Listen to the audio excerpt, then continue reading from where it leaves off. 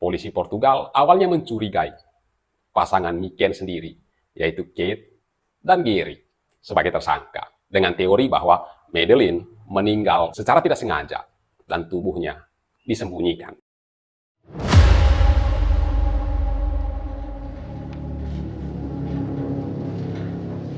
Sebuah villa liburan di Praia da Luz, Portugal, berubah menjadi tempat yang menyimpan salah satu misteri terbesar abad ini.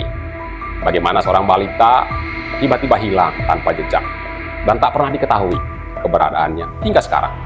Dan seperti apa kejadiannya? Ikuti terus cerita ini.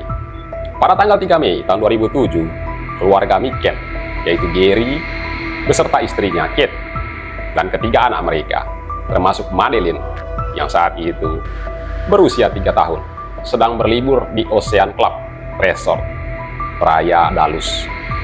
Pada malam itu, pasangan Miken meninggalkan anak-anak mereka yang sedang tidur di apartemen tempat mereka nginap untuk acara makan malam bersama teman-teman di restoran terdekat yang jaraknya sekitar 55 meter dari tempat mereka nginap. Sementara mereka menikmati momen makan malam itu, mereka dikejutkan ketika menemukan bahwa Madeleine tidak ada di tempat tidurnya. Pintu apartemen dan jendela kamar dalam kondisi terbuka. Insiden ini memicu pencarian besar-besaran yang melibatkan otoritas setempat, bahkan Interpol dan media internasional. Korban dari kasus ini adalah Madeleine Miken, anak perempuan yang masih berusia 3 tahun. Dan hingga kini, pelakunya belum teridentifikasi dengan pasti. Meskipun ada beberapa tersangka potensial, termasuk seorang pria asal Jerman bernama Christian Bruckner, yang pada tahun 2020 telah dinyatakan sebagai tersangka utama.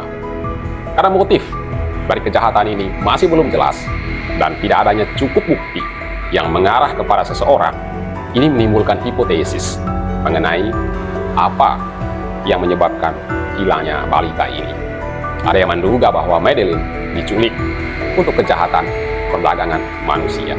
Yang lain mengatakan bahwa orang tua dari Madeleine pernah bertengkar dengan orang lain, dan orang-orang ini hendak membalas dendam dengan cara menculik Madeleine. Tapi ada juga yang berspekulasi bahwa telah terjadi insiden kecelakaan yang berakhir dengan penyembunyian mayat Madeleine. Tapi dari semua teori ini, tidak ada satupun yang terbukti. Nah, sebelum kita lanjut, sedikit cerita mengenai situasi di malam kejadian. Jadi pada saat malam peristiwa itu terjadi, orang tua dari korban ini mengadakan acara makan bersama dengan teman-teman mereka di restoran dekat dengan villa tempat mereka nginap. Dan saat itu, anak-anak mereka sudah pada tidur. Jadi, tidak dibawa serta ke acara itu. Sehingga pasangan Miken secara bergantian memeriksa anak-anak mereka selama acara makan malam itu. Pada pukul 21 waktu setempat, Gary Miken terakhir melihat Madeleine dalam keadaan tidur. Ketika giliran Kate pada pukul 22 untuk melihat anak-anak mereka, dia sangat terkejut ketika menemukan salah satu putrinya hilang. Saksi mata yang melaporkan melihat seorang pria membawa seorang anak kecil di sekitar waktu Madeleine dinyatakan hilang. Tapi identitas pria tersebut tidak pernah dikonfirmasi. Pihak berwenang Portugal melakukan pencarian besar-besaran. Tapi karena koordinasi yang buruk dan kesalahan prosedural menghambat kemajuan dari proses pencarian ini, apartemen tempat terjadinya peristiwa ini tidak langsung diamankan sebagai tempat kejadian perkara, sehingga bukti-bukti penting mungkin telah hilang. Nah, tindakan petugas ini patut dipertanyakan. Kenapa setelah menerima laporan kehilangan, tempat kejadian perkaranya tidak langsung diamankan? Apakah memang ini murni karena koordinasi yang buruk, atau ini sebuah kelalaian yang disengaja? Polisi Portugal awalnya mencurigai pasangan Miken sendiri, yaitu Kate dan Gary, sebagai tersangka dengan teori bahwa Madeleine meninggal secara tidak sengaja dan tubuhnya disembunyikan. Namun, bukti forensik yang diajukan kemudian terbukti tidak konklusif. Dan pada tahun 2011, polisi Inggris meluncurkan Operasi Green untuk meninjau proses penyelidikan.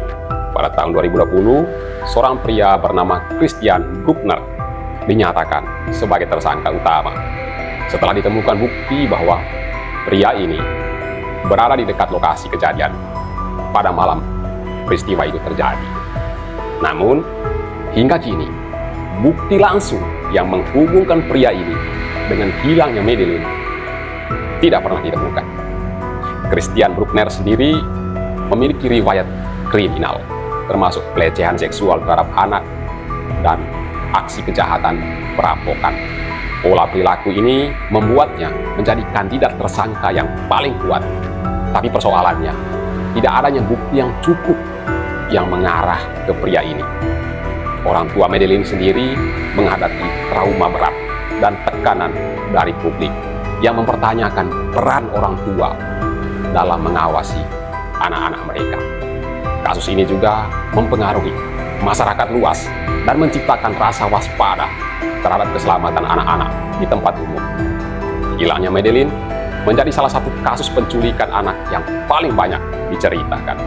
Bantuan masyarakat terus mengalir untuk mendukung proses pencarian.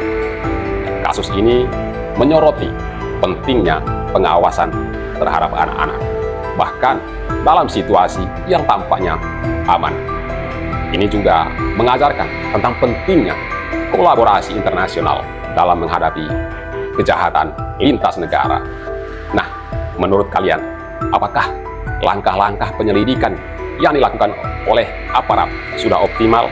Apakah keputusan untuk menjadikan Christian Bruckner sebagai tersangka utama sudah tepat? Coba tuliskan pendapat kalian di kolom komentar. Nah, itulah tadi kisah Madeleine yang hilang secara misterius. Kalau kalian menyukai video ini, silakan like, komen, dan subscribe.